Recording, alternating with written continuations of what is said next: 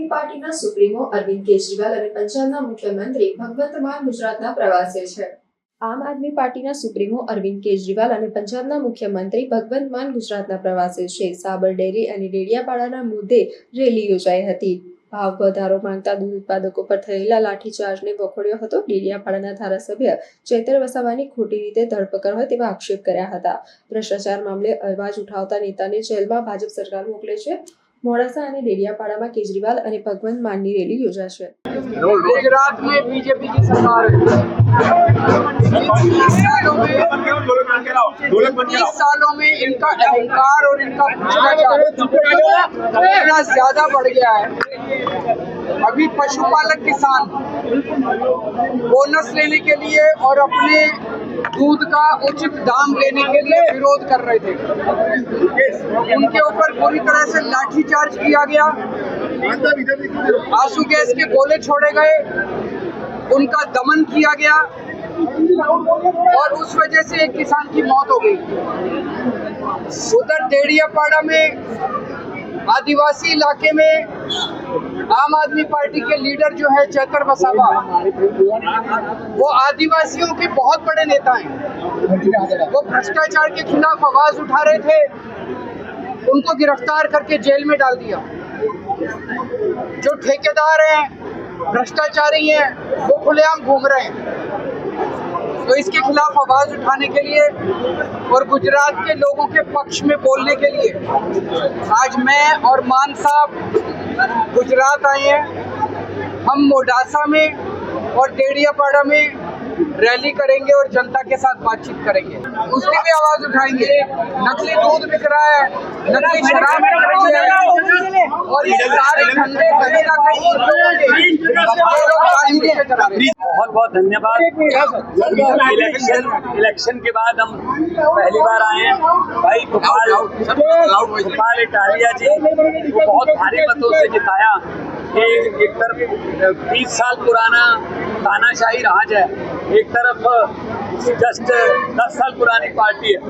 तो इससे लोगों का संकेत ये जाता है कि जो नई जनरेशन है वो वोटर्स की, जो वोट डालने वालों की नई जनरेशन है, नई पीढ़ी है, वो बदलाव चाहती है, नई कहानी लिखना चाहती है।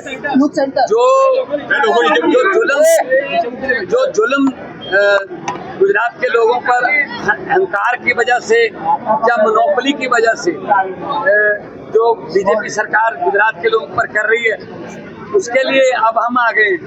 क्योंकि कांग्रेस तो इनके साथ मिली हुई है, कांग्रेस को विपक्ष मत समझिए। कांग्रेस तो मिली हुई है, कांग्रेस विरोध नहीं करती, कांग्रेस तो इनके साथ मिली हुई है। अब विपक्ष जो है वो आम आदमी पार्टी ही रहेगी। तो विपक्ष की तरफ से हमारा फर्ज बनता है कि हम गुजरात के लोगों के पक्ष में आवाज उठाएं ताकि देश में लोकतंत्र को बचाएं। बिल्कुल भाजपना 30 वर्षना शासનમાં ભાજપે સામ દામ ધન ભેદ ભ્રષ્ટાચાર કરપ્શન લુખાઓ બળાત્કારીઓ ભ્રષ્ટાચારીઓ એનો અડ્ડો બનાવ્યો છે। આમ જનતાને ડરાવે છે, આમ જનતાએ ડર કાઢવો પડશે। અને દિવસે ને દિવસે તમે જુઓ કે વડોદરામાં પૂરની પરિસ્થિતિ આવે ભાજપના કૌભાંડીઓના કારણે, ભાજપના મિલીભગતના કારણે, ભાજપના નેતાઓના ઘર ભરવાના કારણે। જ્યારે એક નાગરિક એને અવાજ બનાવે તો પોલીસને કહીને એને જેલમાં નાખી દે અને બીજા સમાજોને, બીજા જ્ઞાતિ જાતિના લોકોને, નાગરિકોને સંદેશ આપે કે ભાજપની સામે અવાજ આપશો, કરશો તો તમને જેલ નાખી દેવામાં આવશે। અંગ્રેજો જેટલા પોલીસનો ઉપયોગ નથી કરતા ને, એનાથી 1000 ગણો વધારે અત્યારે પોલીસનો ઉપયોગ ભાજપ પોતાની સત્તા બચાવવા માટે કરે છે। પણ આમ આદમી પાર્ટી એક વિકલ્પ બની છે। વિસાવદરની ચૂંટણી પછી એક લહેર ઉઠી છે કે ભાજપ હરાવવા લાયક પાર્ટી છે ને હરાવી શકે આમ આદમી પાર્ટીનો સૈનિક છે। એટલે આજે મજબૂતાઈથી લોકો પણ આમ આદમી પાર્ટીમાં જોડાઈ રહ્યા છે। લોકોને હવે વિશ્વાસ પણ બેસી ગયો છે અને માનનીય અરવિંદ કેજરીવાલજી, ભગવંત માનજી જે ભાજપનો અત્યાચાર છે, કુશાસન છે, તમે જુઓ ખેડૂતો અને પશુપાલકો પોતાનો હક માંગવા ગયા તો એને કોંગ્રેસે 30 વર્ષ પહેલાં ગોળીઓ ધરબી હતી અને ત્યારથી ખેડૂતો અને પશુપાલકો કોંગ્રેસથી વિમુખ થયા હતા, સરકાર ઉથલી હતી। આજે ફરીથી 30 વર્ષ બાદ આ જ સિસ્ટમ ભાજપ લાવી છે। ભાજપે પશુપાલકને મોતને ઘાટ ઉતાર્યો છે। એટલે માનનીય અરવિંદ કેજરીવાલજી અને ભગવંત માનજી પશુપાલક અને ખેડૂતોનો અવાજ બનવા આવી રહ્યા છે। ચૈતર વસાવાજી જોડે ઘટનાક્રમ થયો એ વિશે આપનું શું કહેવું? બિલકુલ ચેતરભાઈ, જો આદિવાસી સમાજની હજારો કરોડોની યોજનાઓ છે એ ભાજપના નેતાઓ અને ભાજપનો કમલમ ખાઈ જતો હતો. ચેતરભાઈ વસાવા જાગૃત છે, ધારાસભ્ય બન્યા, એમણે એક પછી એક કૌભાંડ ખોલવાનું શરૂ કર્યું, હજારો કરોડનું મનરેગા કૌભાંડ બહાર પાડ્યું, નેતાઓને અંદર નાખ્યા. એટલે એમને એવું થયું કે ભાઈ આ બધાને જેલમાં નાખશે. એટલે ડરાવવા માટે ખોટા કેસમાં ચેતરભાઈને જેલમાં નાખ્યા છે ભાજપે. આદિવાસી સમાજની વિરોધી માનસિકતા છતી કરી છે. આજે માનનીય અરવિંદ કેજરીવાલ, ભગવત માનજી પરમ દિવસે ત્યાં ડેડિયાપાડામાં પણ સંબોધન કરશે સભાને, અને આદિવાસી સમાજનો અવાજ બુલંદ બનાવશે. આદિવાસી સમાજને ખાતરી આપશે કે સમગ્ર આદિવાસી સમાજે ડરવાની જરૂર નથી. ભાજપની તાનાશાહી સામે આમ આદમી પાર્ટીનો એક સૈનિક તમારી સાથે ઊભો છે. હજી પણ કેટલાક લોકો એવું કહી રહ્યા છે કે આમ આદમી પાર્ટી ભાજપની બી ટીમ છે. એવા લોકોને શું કહેશો? એ લોકો હવે ઘર ભેગા થઈ જાય ટૂંક સમયમાં. એ લોકોની વિચારસરણી છે, એ લોકો માટે શું કહેશો? જે લોકોની આ વિચારસરણી છે એ સુધરી જશે, જે સુધરવાના છે. જે લોકો ભાજપની દલાલીઓ કરે છે એને ઉજે કે ભાઈ બીજી દલાલીઓ કરતા હશે, એને શંકા જાય. પણ તમે જોઈ લીધું વિસાવદરમાં શું થયું, કોને કોની ટીમ હતી, કઈ રીતે કામ કર્યું છે. વિસાવદરમાં આમ આદમીને હરાવવા માટે બે પાર્ટી એક થઈ હતી, આખે ગુજરાતે જાણ્યું છે ને. એટલે જ કોંગ્રેસના ભાજપના અદના કાર્યકર્તા બધાએ આમ આદમી પાર્ટી જોઈન કરી લીધી. રોજનો 20,000 લોકો આમ આદમી પાર્ટી જોઈન કરે છે. એમાં ભાજપના અદના અને કોંગ્રેસના અદના કાર્યકર્તાઓ છે. મોટા બળાત્કારીની વાત નથી કરતો. વડોદરા એરપોર્ટ ખાતે અમારા માનનીય રાષ્ટ્રીય કન્વીનર અરવિંદ કેજરીવાલજી અને પંજાબના મુખ્યમંત્રી માનનીય ભગવંત માન સાહેબ આ બંને 2 દિવસની ગુજરાતની મુલાકાત માટે આવી રહ્યા છે. આ 2 દિવસ દરમિયાન આવતીકાલે માનનીય કેજરીવાલ સાહેબ અને માનનીય ભગવંત માન સાહેબ મોડાસા ખાતે એક કિસાન પંચાયતને, પશુપાલક કિસાન પંચાયતને સંબોધિત કરશે અને પરમ દિવસે ચૈતરભાઈ વસાવાના સમર્થનની અંદર એક વિશાળ આદિવાસી સંમેલનને સંબોધિત કરવાના છે. ગુજરાતમાં જે રીતે છેલ્લા થોડાક દિવસોથી અને આમ તો ઘણા વર્ષોથી ભાજપની સરકાર તાનાશાહી કરી રહી છે, દાદાગીરી કરી રહી છે, ચૈતરભાઈ વસાવા જેવા લોકનાયકને ખોટી રીતે જેલમાં પૂરવામાં આવ્યા છે.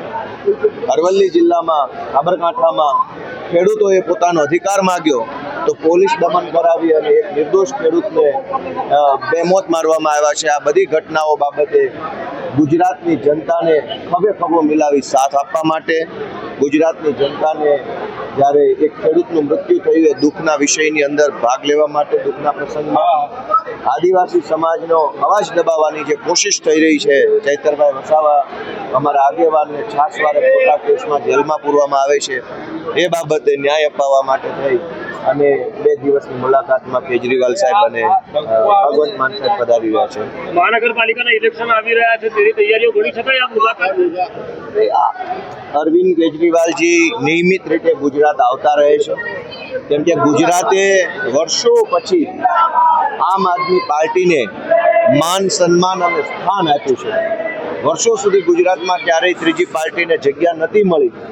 એવડી મોટી જગ્યા, એવડું મોટું સ્થાન ગુજરાતની જનતાએ આમ આદમી પાર્ટીને આપ્યું છે. તો સ્વાભાવિક છે કે કેજરીવાલ સાહેબ અને ગુજરાતનો સંબંધ જે છે એ દિવસે ને દિવસે વધુ મજબૂત બનતો જાય છે. એટલે એવું નથી કે આ મુલાકાતને મહાનગરપાલિકા સાથે જોડીએ. અરવિંદજી નિયમિત રીતે આવતા રહ્યા છે, ભવિષ્યમાં પણ આવતા રહેશે. ચૂંટણીઓનું કામકાજ ચૂંટણીની રીતે ચાલતું રહેશે, સંગઠનનું કામકાજ ચાલતું રહેશે. પરંતુ ગુજરાતને જ્યારે હૂંફની જરૂર પડે, ગુજરાતને જ્યારે સહયોગની જરૂર પડે, રાષ્ટ્રીય નેતૃત્વની જરૂર પડે, ત્યારે અરવિંદ કેજરીવાલજી ગુજરાતમાં આવતા. ચૈતર વસાવાજી જોડે ખોટું થયું છે કે એમને ખોટું કર્યું છે? ભાજપમાં છે, જેણે ચોરી, લૂંટ, ઠાટ, બળાત્કાર, ભ્રષ્ટાચાર, ડ્રગ્સ વેચવો, દારૂ વેચવો, જમીન પચાવી પાડવી, વ્યાજ માફિયા, આ તમામ 2 નંબરના ધંધા કરનારા લોકો ભાજપમાં છે. ચૈતર વસાવાએ ખોટું નથી કર્યું, એમની સાથે ખોટું થયું છે. ચૈતરભાઈ આદિવાસી સમાજ માટે અવાજ ઉઠાવે છે.